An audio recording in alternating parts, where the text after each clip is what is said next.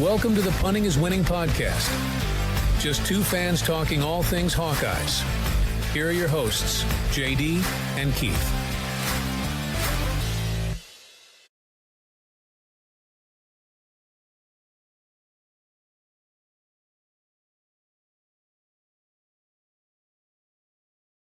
Back, Hawkeye fans, to Punting is Winning, the All Iowa podcast. We're back for another episode, returning from spring practice. I'm going to give you our observations on what we saw there, go over a couple of things on the basketball side, people that were in town, and the women got a commitment this last week as well. And then we'll round it out with a little bit of baseball and softball and get out of here. How's that sound? Good. Let's do it. All right. Well, let's start off with a question of the week. Last week was pretty simple. Were you going to the spring practice or not? Don't know that anybody was actually going that we saw. No, I had several no's. And that one guy that said no, he lives out in California and he just got out of knee surgery. So Yeah, I didn't expect him. So, but this week's question of the week is, what do you think? What is it? Was it Iowa's record for this year, next year? What it was? Yeah, this is a way too early look at the Iowa record. Yeah. We'll do this again probably in August now that once we've had a chance to kind of hear what's going on in the fall practices. But after spring, based on what you've heard, based on what you've seen, maybe if you went to the game, what do you think Iowa's record will be right now for next season? And like I say, we'll go back through this in August and we'll see if anything changes. Yeah, absolutely. I mean, sure it will. Yeah, probably. So anyway, let's get on to the football. What we saw on Saturday. Beautiful day, by the way. Yes. Got a little sunburn on my arms. Yeah, got on my face too. Which is incredible since I wore a long sleeve shirt. But that's met a couple nice guys from Wilton that sat kind of behind us and to your right. But to my right, they seem to be. Yeah, they were pretty good guys. Seem like. Shout out to them if they're watching. Yeah, absolutely. So I think the main thing is what people want to know is what did the offense look like? In particular, quarterback play, wide receiver play. Let's go with a general overall view first. Yeah, general overall view first. And then we'll dive into individuals at this point. So my thoughts are improved from last year. There were several people that, of course, players that were not available for the spring, open practice at the end there. So there's still a lot of holes that will be filled by probably potential starters that were not available. Yep. But I thought overall, the passing game was much better than it had been, even though we still haven't seen Mark Gronowski other than I did see him throwing on the sidelines a little bit. I don't think it was more than about a 12 or 15 yard throw. Maybe it would be all he threw, try to throw deep like that. Very limited reps. Very limited. Yeah. He's probably be cleared, like I said, June 1st. I think that was the last I heard. So we'll just hold out judgment for that right now. But I just thought overall the offense was, it seemed better. There's some holes that will need to be filled, but I think those will be filled by guys that will be regular starters that weren't there. That's about as good as I can tell you. The running game was adequate. There wasn't anything really flashy, but it didn't really run a lot. No, they threw the ball quite a bit actually. Yeah. So what were your thoughts? Pretty much the same. I think, for what they had out there, they looked good. And again, we talked about this on the way home. Much better than what we saw last year. Much improved. Just like, I think like Tim Lester said, they're doing, they're not thinking now. And you can kind of see that with the way they were participating. There was a couple of plays where I remember guys were running into their routes, and as they turned, the ball was there. That's something we haven't seen for quite a while. Right. It's always been, we got to wait for them to get open. And the guys were just throwing to a spot and expecting their receivers to be there. And they were. Several nice catches along the sidelines, good throws, putting the ball right where it needed to be. Sometimes where could see the pressure was a little bit maybe a little bit too much, and good decisions to throw the ball away. There was one suspect decision, I think, by Hank Brown, where he kind of threw it over towards the sideline, didn't even get it out of bounds, and it just fell 5 yards in front of the receiver. But that's probably not a throw you want to make on a consistent basis. He was falling backwards, and it was that's got pick six written all over it in a normal game situation. But other than that, the offensive line was patchwork. I think they had 10 offensive linemen available. Very few of the actual starters available. I know that like Bo Stevens, Jennings Dunker, Logan Jones, those guys were all not dressed for whatever reasons, surgeries, rehabs. I think Logan Jones said his was a scheduled day off anyway, just for rest. I didn't know they did that for spring, but that's beside the point. But yeah, I thought interior of the offensive line was better than the exterior of the offensive line. Tackles are getting beat, whether that's poor hand placement, poor footwork, or if it was just the fact that the defensive end was that much better. It's hard to tell. We'll talk about him. Max Llewellyn and Chima Chanique, both were too much for the tackles to handle. Yeah. So good thing we got Bryce George in the transfer portal. Hopefully he pans out to be in what we expect him to be, because I think they're going to need some help on the tackles. Yeah, I believe that. Let's talk about who we thought we'll stay with the offense right now. We'll go to the defense in a minute. Let's stay with the offense. Who do you think on the offense was probably, kind of shined on Saturday that you either didn't expect or you just kind of thought, wow, he looks a lot better than he did? I would say there's probably three guys that I would point out as surprisingly good. I don't want to say surprisingly, because the talent's there. I just think that they showed me more than I was expecting, maybe. Right. KJ Parker, although I've heard really good things about him.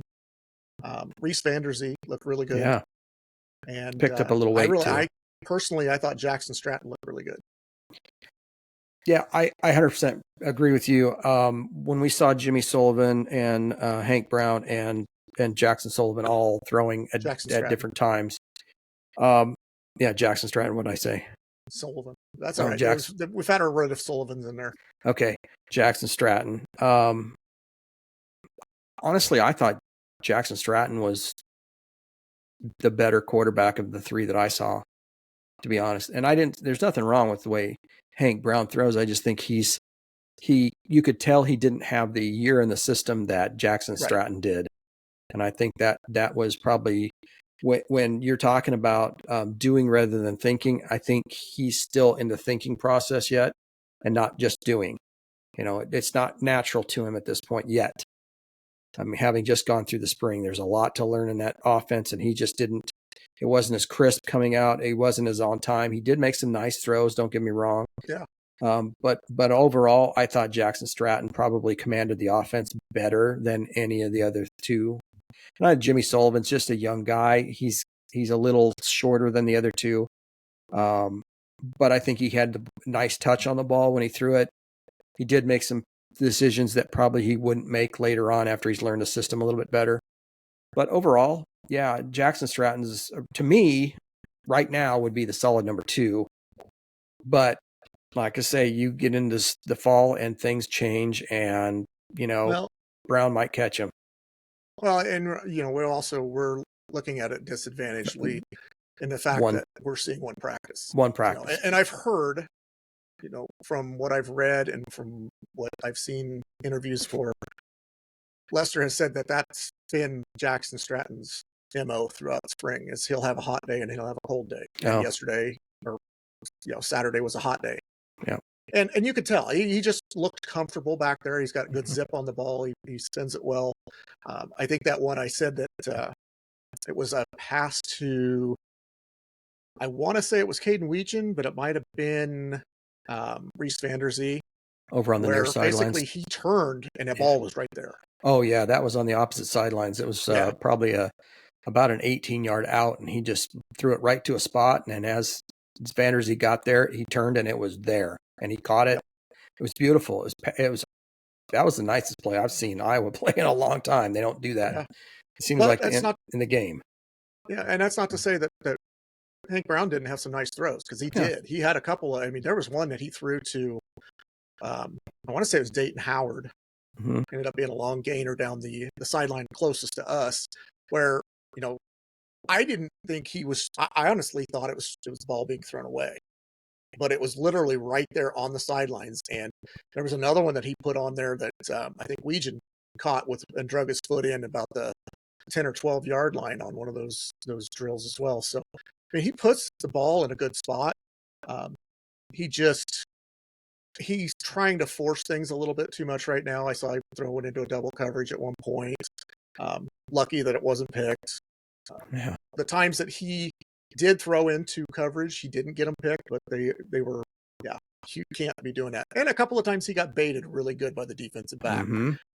I know Zach Lutmer baited him really well on one, and darn near come up with a pick on that too. So things that he'll learn as he gets in there. You know, like I said, Jackson Stratton's had the year in. You know, granted, half of that year that he has was running the scout team and not running the Iowa offense, but he has been running the Iowa offense for 6-8 months now, and he's been in the system for a year, so he's got the advantage on those new guys. But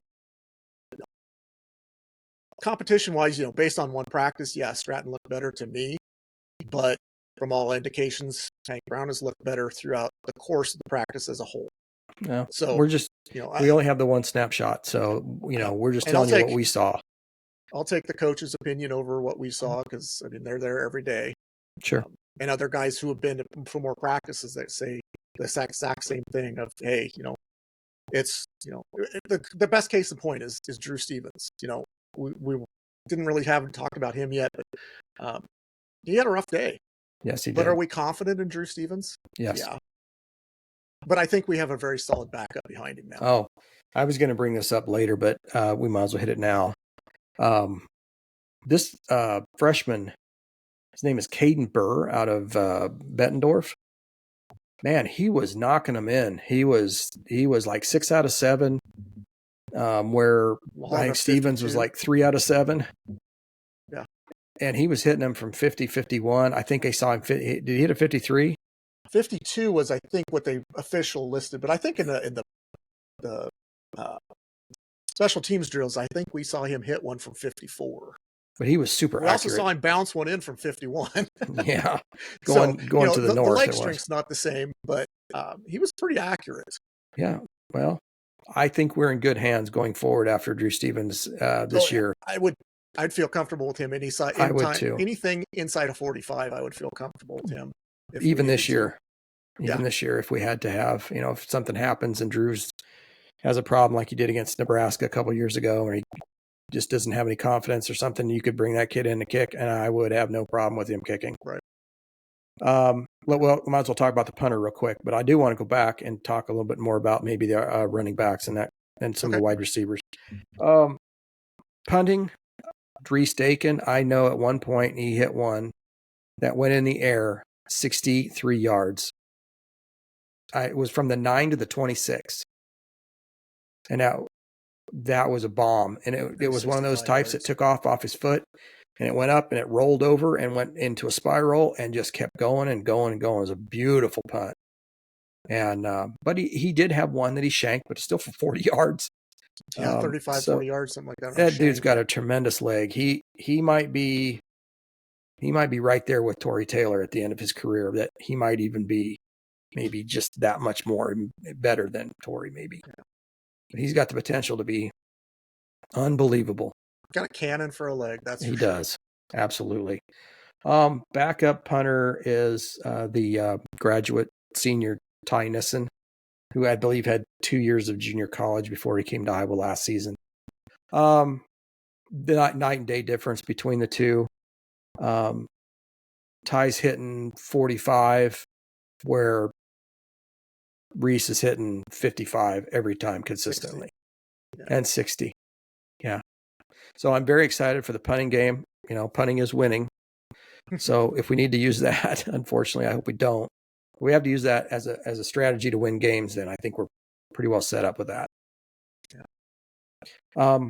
Maybe let's go back and just really quickly go over running backs. Saw limited action from Jazian and Kamari Moulton. They played sparingly. I wouldn't say very much, a little bit here and there. We did see TJ Washington in there a couple of times, running the ball out of the running back position. But the ones we saw the most were Nathan McNeil, the freshman, and Xavier Williams. I think he's a sophomore, redshirt freshman, one of the two. Redshirt freshman. Okay. Those two guys ran the ball. The one thing I will say about Nathan McNeil is that he is a solidly built freshman. Now, he's still got ways to grow physically because he's not super tall. I'd say he's like 5'7", 5'8", maybe. But he's one of them scat back types. They list him at 5'11". I doubt if he stands 5'9", be honest with you. Didn't look like he was 5'11", that's for sure. Xavier Williams, bigger kid, more of a bruiser type. But kind of reminds you a little bit of like with Sean Daniels. Yeah, I would agree with that. I was thinking like Crockett. Oh, Robbie Crockett, that's going back. Yeah, or who was the guy we had that ran all over Missouri in that bowl game? Oh, yeah. Yeah, he's out of D.C. He kind of reminds me his name, I could tell you. He reminds me of him. And go ahead. It'll come to me in a second. McNeil looked more, kind of gave me the Aquin Rod. Marcus Coker. Marcus Coker. That's who I'm thinking it was of. Going to come to me in a second. Akram Wadley is kind of like what Nathan McNeil's like. He's the thinner guy. He's got some quicks. He can make moves. He's pretty quick, but he's just a freshman yet. So he's got some room for improvement as far as build and physicality. And weight. He'll gain a little weight, put on some mass, and maybe a Tyler Goodson style. Yeah, just he's more of a slasher, not a take you on type. Like maybe KJ would do both. Yeah, Tyler Goodson was more of a juke you out and outrun you, and that's kind of like this is what this guy's going to be like. Yeah, at least right now in his career. I mean, he gets in that weight room. You never know. He could bulk up to about 205, 210 and be able to take, being inside the tackles kind of guy too. Yeah. Let's talk about wide receivers real quick. We'll go through them real fast. I thought KJ Parker looked good. Mm-hmm. He took a majority of the reps, and Reese Vanderzee caught some nice passes. I think he caught about 6 or so, 6 or 8. Something to that effect. 6 for 70 some.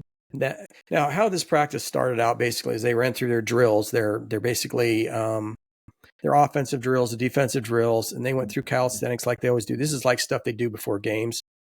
But then they broke out into 11 on 11, and then it was a controlled 11 on 11. So they did have referees out there. They weren't super strict on penalties, but they were out there to spot the ball, and if it's obvious, they'd make a call. Because we did see a pretty obvious pass interference that they did make a call on. But it was basically a situation where, even if you gain 15 yards, they may not give you the 15, they may give you the 10s just to set up another scenario. Situation, yeah. So they did that for a while. Then they went to third down situations where it was 3rd and 8 or 9 or 10, mostly 10 probably. And they were just giving them plays to run on 3rd down. They did that for a little while, and then they came to the 2-minute offense, which I thought was fun. It was, if you made the first down, you got to continue, but they would run a clock on you, and I don't think they were really very accurate with when they stopped it and when they started it and that kind of thing. But it was fine, and but I thought our offensive line was a little suspect. I thought the receivers were decent. I mean, you had Seth Anderson out there and he caught some passes, but you didn't see Jacob Gill, and there was who else didn't we see out Sam there? Phillips wasn't out there. Sam Phillips wasn't there. I'm not even sure he's on campus yet at this I point. think he is. Okay. Jarrett Bowie was not out Jerry there. Bowie, yeah, I'd like to seen him. But Dayton Howard caught a real nice pass on the sidelines where he kind of went over the defensive back and made the catch. I thought that was really, really good pass. I think that was that Sullivan that threw that? I thought it was Hank Brown, actually. Okay. But yeah, he made a catch. As far as that, tight ends made some catches. Ortworth made a couple catches. Estringo was playing. He got a catch for not very many yards. Other way around, actually. Estringo had 2 for 13 and Ortworth had 1 for 6. Okay, backwards in. It's hard to keep it all straight, but yeah, I was much more impressed with the offense, like we talked about earlier, than I was last year.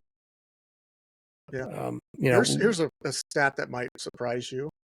Okay. Reese Vander, well, it probably won't surprise you because you were there, but Reese Vanderzee had 6 catches for 52 yards. That's 1 more catch than our tight ends had in total. Okay. When was the last time you could say that a wide receiver had more catches than our tight ends? Mm-hmm. It's not very often. So been a while. Keep probably. that in mind. Seth Anderson was 3 for 43. KJ Parker 2 for 47. Weechin 2 for 43. Dayton Howard 3 for 50. These are only for this is just 11 on 11 drill. Yep. Yeah, this is the. And then Apollo Payne had 2 for 21 and a touchdown. Yeah, he looked good too for young guy. Legion even had 1 rushing touchdown of 11 yards. Oh yeah, I remember that. That was on the north end, wasn't it? That was a. They basically ran a jet sweep with an off tackle movement, and by the time the defense realized that Weegan had the ball, he was probably at 2. And it was very well. He had his own personal blocker coming off with him, and it was. Yeah, he could have walked. It was a thing of beauty to watch because you're just like, there's nobody going to stop him. It was just like he had a lane that he could drive a truck through. Yeah. So it's really nice to see. Yeah. So good things on offense. I think we'll even see better things when we get the permanent players back in that are, the older upperclassmen that have been playing a lot of the minutes. More of the starters. Yeah. But I think everything should be a competition at this point. I saw some really good things out of the younger players. Good things. Nice route running. Good timings with the quarterback. There was some good things to see. Really encouraging. And obviously things to work on. Yeah, there was a lot of things to work on too, yes.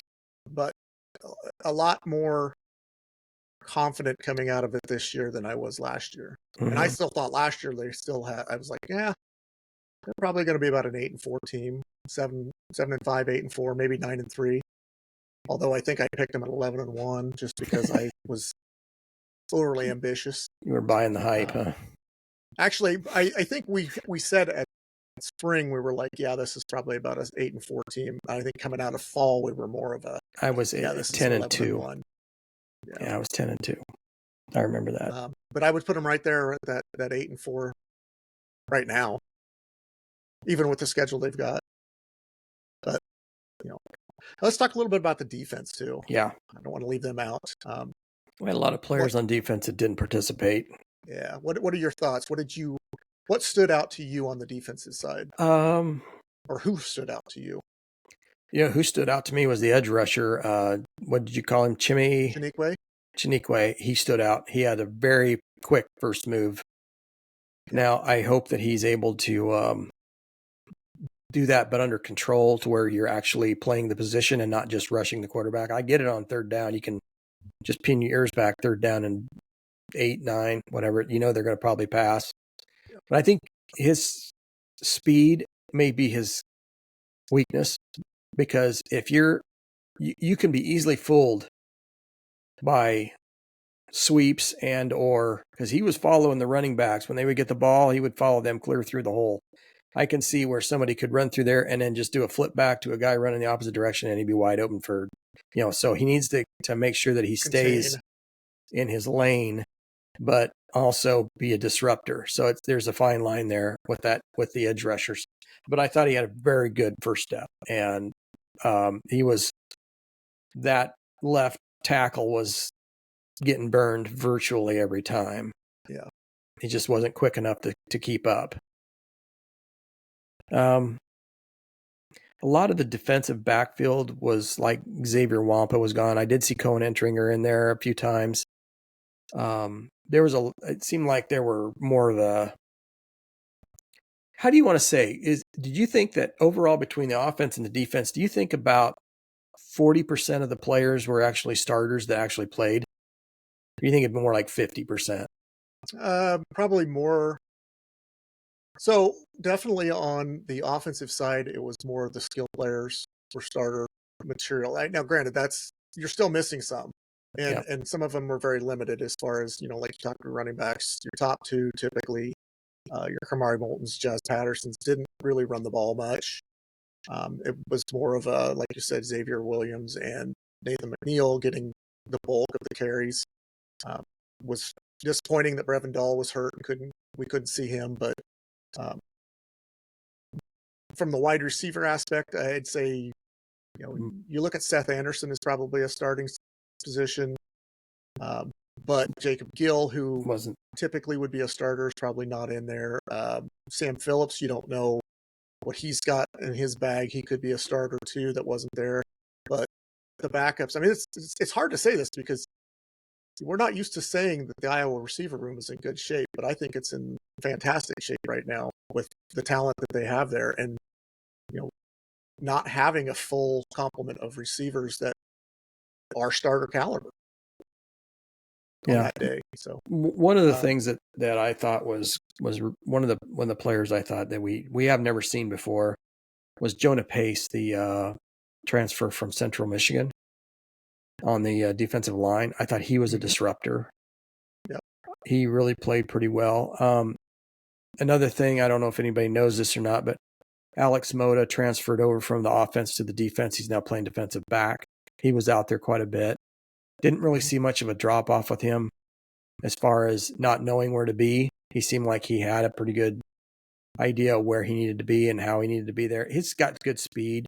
I think he'll be able to keep up with. It's the only thing I worry about is, tackling. When you've been on offense for so long and catching the ball, learning to tackle correctly and not hurting yourself when you tackle somebody. That's something he's going to have to go through all of spring and all of summer and try to get good at that if he's going to do any amount of playing time. Yeah. And I think he was the one that was on Dayton Howard when Dayton Howard made that sideline catch. So the coverage wasn't bad. No, the coverage was wasn't just a good throw and a good play by the defender or the receiver. Mm-hmm. I mean, it just wasn't a bad play. I mean, is there going to be some bumps in the road for him? Absolutely. It's a new position for him, whatever. But from the sounds of it, everybody's talked about how he has the ability and he is very talented. So, he look for him to probably be in the two deeps by first game type of thing. Yeah. I was a little disappointed that we didn't see Xavier Wampa. I'm not sure what happened to him, if he was just a late scratch or what. I think, from what I heard. But we didn't see him at all. Ethan Herkett, I don't believe, was he even in? I don't remember seeing him. I don't remember seeing him either. So there's some defensive guys that did not play. And the ones that are, you think will play, they only played limited amount. They were in and out Max a lot. Llewellyn was very limited. Very limited. So, yeah. Aaron Graves, I don't know that he played. I didn't see him out there at all. Yeah. So, you got some guys that are just not. It's going to be a whole different team from what we saw in the spring to what we'll see in first game. Well, even guys like Jaden Harrell, who are stepping into a linebacker position or linebacker room, that he's going to have to, kind of be the guy this year, didn't really see a ton of snaps. It was more, I think the linebacker I probably saw the most, or maybe noticed the most, was Preston Reese. I know Cam Buffington was out there and Weisskopf was out there, but Reese was the one that I noticed. I think he was 22, if I remember right. But other than that, I think it was, not noticing the defense. was probably good and bad because, you're not seeing a ton of the pressure you saw was from the front four, which is good, but that's bad for the offensive line.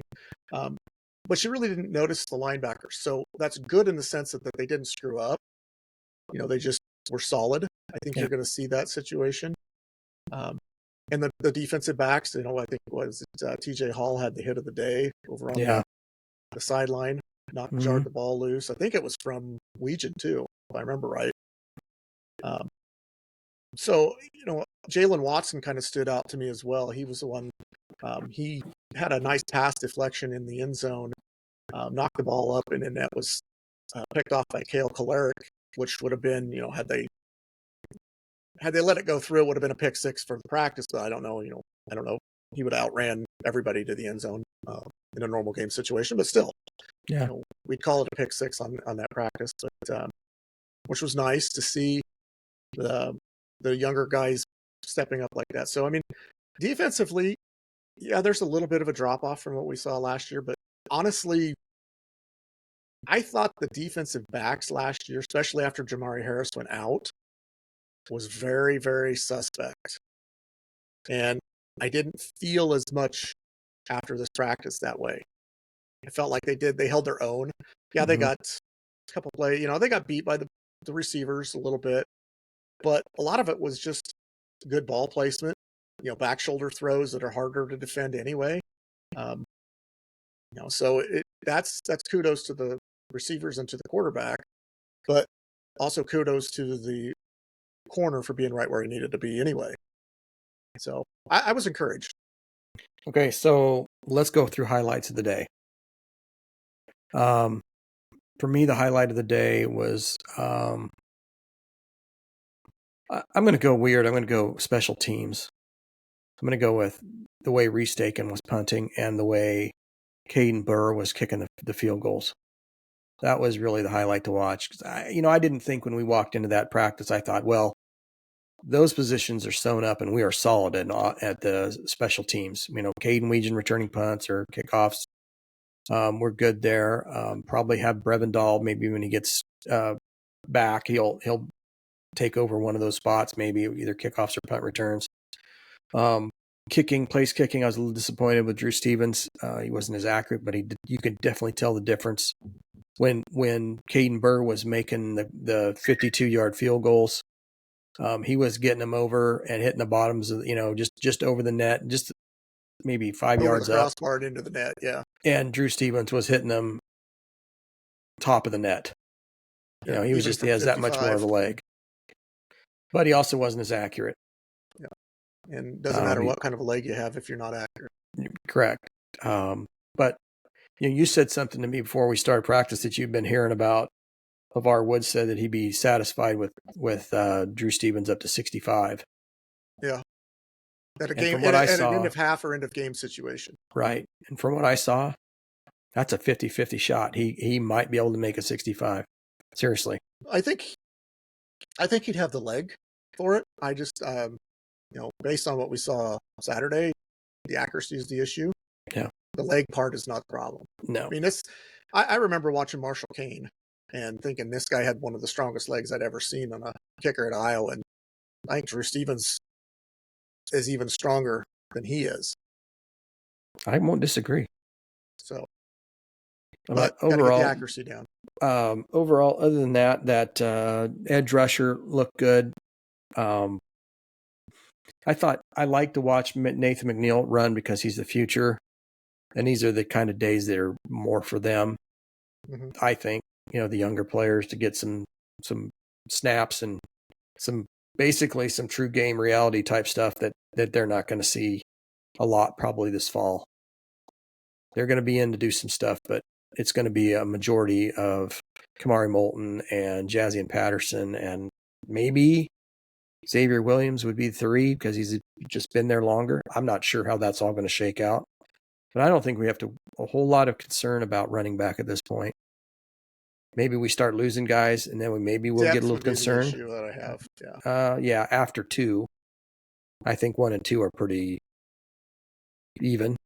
Then after that, it drops down quite a bit. But And still have Terrell Washington in there as well. He's Yeah, getting back to I the keep running back forgetting him position. since now that he's back to the running back because he was off doing slot receiver stuff last year, which I still think they could use him as. I think they will. I think it's a Yeah, situation where he can come in and he's kind of that Derek Mitchell type of third down back where you can flex him out to the slot, and he can still run the ball if you need him to, but he's very good, capable receiver out of the backfield. yeah. What are your overall thoughts based on the what we saw at the end? I'm encouraged by what I saw. I think we begged for the offense to be even average. I think it will be at least average, if not better than average this year. I think we're a little better than we are. We're going to be I last could year. I could see us in the top 50 offensively. That might be stretching, but it's going to depend on our offensive line. It's going to depend a little on the defense. If the defense can't keep the opponents out of there, then defense isn't going to matter on the offensive side of well, things. it is what our offensive ranking is. It is if we're constantly playing from behind, and we have to throw the ball a lot. Well, yeah, I guess that is a possibility. I don't see that being a problem. I don't think we're not probably as strong defensively as we have been the last 2 or 3 years, but I think they're still very solid on defense. They'll still be very salty, okay. And by fall and by the time the games hit, Phil Parker's going to have them in shape, and we just did get a commitment from a defensive back from South Dakota, so that's going to help. We just missed out on one from Austin P. I think he committed to Maryland earlier. So, I mean, they're still looking in the portal if they need it, but I think they'll be fine. Yeah. Okay. I guess I don't have any last thoughts. I was going to say, and speaking of transfer portals, let's talk a little bit about basketball. Yeah. First thing is that Ben McCullum hired a couple of staff, and they were both, I believe, from the Drake era where he was at previous. Jesse Shaw is now the program's chief of staff. He came over from Drake. And then Xavier Kurth, director of player development at Drake, has been hired and is now the same position at Iowa. We're just going to talk about a possible transfer. We haven't found anything out officially yet, but there is a 6'2" guard from High Point who I was looking at pretty heavily, named Kiza Gifa, if that's correct. I hope that is. He is from France, actually Paris, France originally. He averages 14.6 points a game, 2.5 assists, 2.5 rebounds. At High Point, he's a 44% overall shooter. He runs 31.3 from the three-point line, but 85% from the free throw line. So he's one of them late. Also, we've got another one of those coming up here soon, but he's one of those kind of guys you're going to want in the game late when they need to foul and you're ahead and you want to keep hitting free throws. The game. 85% is pretty solid. Yeah. And I think from what I saw, he does get to the line a lot. So I think his game is he's kind of a penetrating guard that gets fouled at the rim, and he can finish at the rim too. Yeah. I like a point guard at 6'2". That's it's about the perfect size for a point. But if that's what he plays, I'm sure that's what they were wanting was another point guard. Yeah, you're gonna have to have somebody to back up Bennett Sturz. Yeah. You can't play him at 40. I mean, you could, but probably shouldn't. I don't think they're done in the portal either. I think they've got some more people that they're looking at and some other options for them. They may be done. They may decide to go with this, or I would assume that they're going to try to get somebody more of a power forward type. My understanding, there's a kid named Cade Tyson transferring from North Carolina. It's basically down to Iowa and Minnesota. He just was on campus this last weekend as well. I mean, being biased and all, if it's a difference or if it's a choice between Iowa and Minnesota, it's a no-brainer. I mean, I wouldn't go up north. No, if you paid me, but it sounds like it's down to those two at this point. Could just be a matter of money too. Who knows? Yeah, it might be a money thing. But 6'7", and he's a transfer from You said North Carolina? Yeah, but he transferred into North Carolina from somewhere else. I Oh, don't remember where. Um, Fordham, maybe, or something like that. But pretty decent shooter as well. So maybe kind of a guy that could back up and kind of feel that 3 spot that Peyton Sanford was at, type of thing. I know they're looking at Hausen at how's that it for 3 that? as well. So yeah, but you got to have depth at those positions as well. You can't just have, well, Well, you got the starter and that's it. You got to have somebody to back that up. depth is definitely important. Yeah. So that's all Um, I've heard at this point. Okay, it's encouraging that he's still out there working. Yeah. Okay, so we did get a commitment from a women's basketball transfer. Yeah, right after we spoke it into existence, I think. Yeah, I think you did. So it's a transfer guard from Georgia Tech. She is a 5'4", Chizadi, Chit Chat Wright. And they'll probably go by nickname with her because that's what she kind of prefers, I believe. She will be a sophomore at Iowa this coming season. She averaged 7.2 points per game and 2.6 assists per game. She ran 37% from the field, 32.3% from the three-point line, and she shoots an amazing 88.6% from the free throw line. She was a 4-star coming out of high school and played 1 year at Georgia Tech, so she will be a sophomore at Iowa. And we're looking forward to seeing what she can do on the court. Yep. I mean, it's basically a swap. You're swapping her with Aaliyah Guyton. So yeah. the only thing difference is Guyton was a couple inches taller. And this girl actually started 12 games at the end of the season for Georgia Tech. Yeah. I don't have any idea how good Georgia Tech was. I don't know either. I don't. But, 7.2 points per game is still more than Aaliyah Guyton gave you, even though she came off the bench. And I thought she contributed quite a bit for Iowa for a freshman, to be honest. But all she has to do is be a good ball handler. Yeah. That's all I care about. Well, at 5'4", if need be. You hope that somebody that's 5'4" can scoot just quick. Yeah. And I'm sure she'll figure out a way to get her shots. And well, clearly she has. And 88.6 from the line is encouraging. We put her in late game situations, just like the last guy, that we talked about. Get up there and sink your 2 free throws. And I've heard 5'6" in shoes. So, well, I'm 6 foot in boots. So, yeah. That's really, there's not much more about that right now. I'm sure they're still looking in the portal. Jan probably has her feelers out for players, and I think she's pretty limited though. She's going to be limited because scholarships very selective, thin. Should we move on to spring sports real quick? Yeah. Let's talk. Okay. Baseball and softball. Baseball had a very good week. Kind of an unexplained loss to Western Illinois, but knowing Rick the way I do, and I know him pretty well, he probably didn't take the Western Illinois game. He probably wanted to play some guys that don't play a lot and some pitchers that don't pitch a lot. So, to him, conference games are more important than non-conference, even though you need to win the non-conference games for RPI reasons.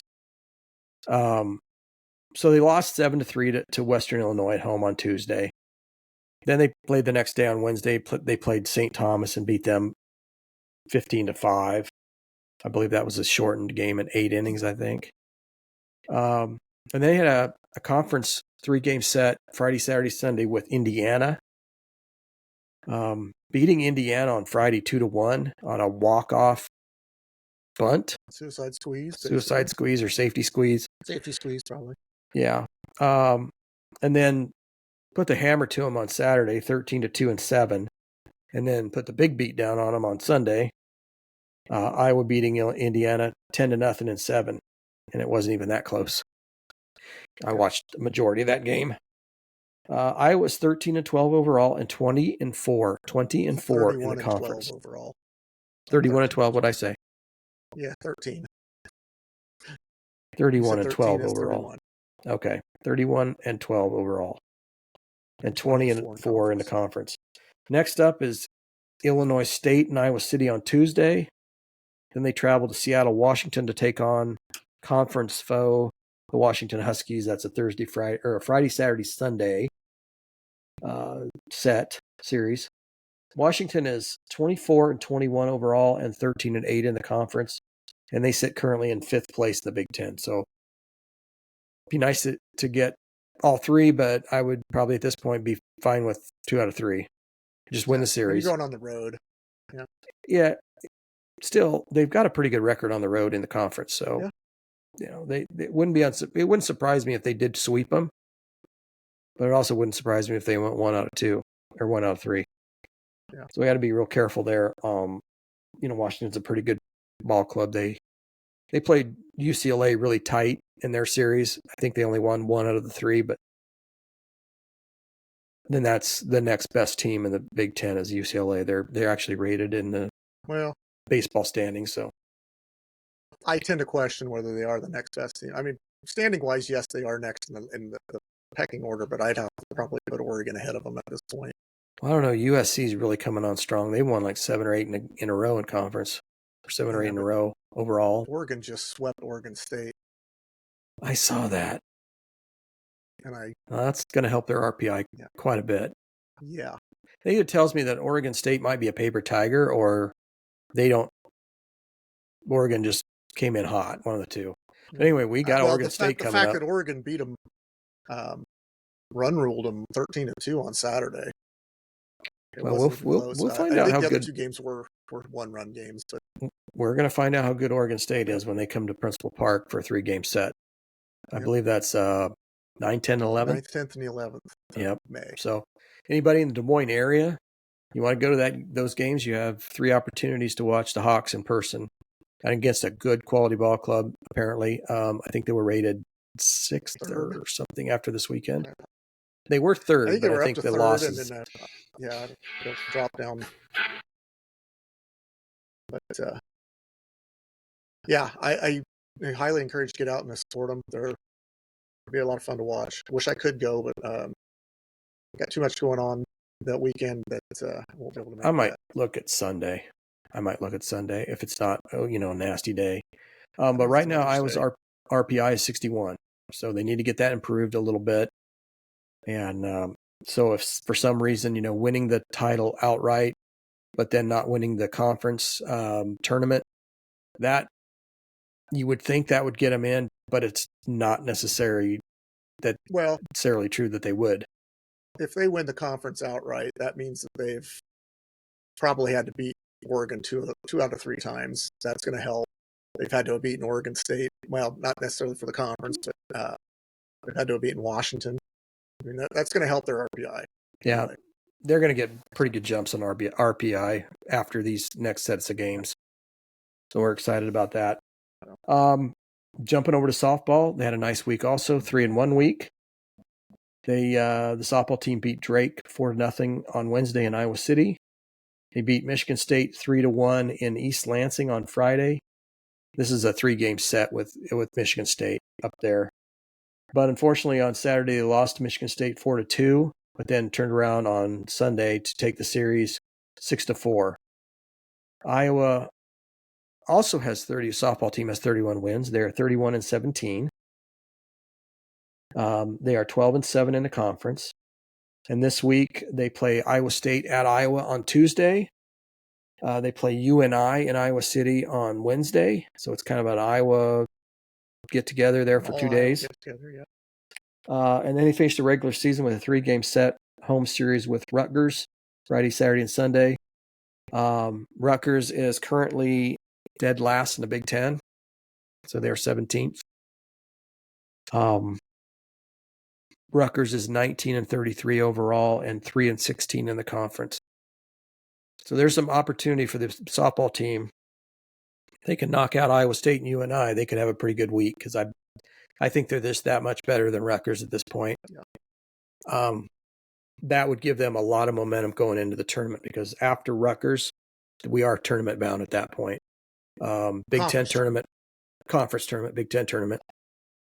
And if they can make some noise in the Big Ten tournament with their record, I think that they have an outside chance of an at-large bid to make the softball tournament, the big softball tournament. That'd be the first time in a few years.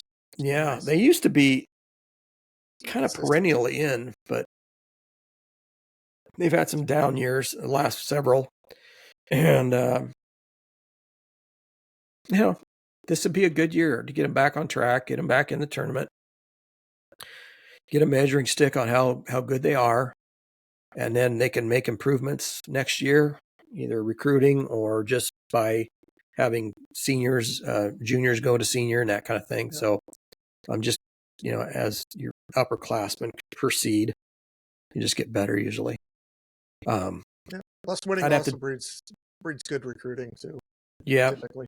Yes. With all 4 of the schools in Iowa, the big schools, UNI, Iowa, Drake, and Iowa State having softball programs, there's a lot more competitiveness for the Iowa recruits and some of the other recruits out of state than there is for baseball. With Iowa being the only college baseball team, Division I baseball team in the state. If the kid wants to stay close to home, Iowa is really the best opportunity. But you got to be, D1 quality, I guess, right, to play. So, other than that, I'm excited for the baseball and softball teams this spring. There's not been a lot of times, baseball's been somewhat, perennially pretty decent, but the softball team hasn't been great lately. So it's kind of nice to see them both jockeying for position to make the tournaments. Yep, absolutely. Anything else you want to talk about real quick? Nope, that's it for me. Okay. Well, I guess we wrap it up. Sure. Give us a like, a thumbs up, subscribe if you're not already subscribed. We appreciate your viewership, and we love to interact with you. Make sure you're putting comments on there, things you like, don't like, things you want to see, any questions you want answered. Like I said, we're more than happy to answer questions about the spring practice, maybe something that we didn't cover that you'd like to ask, and re-evaluate that or retouch that, whatever the case may be. So we'd love to have that.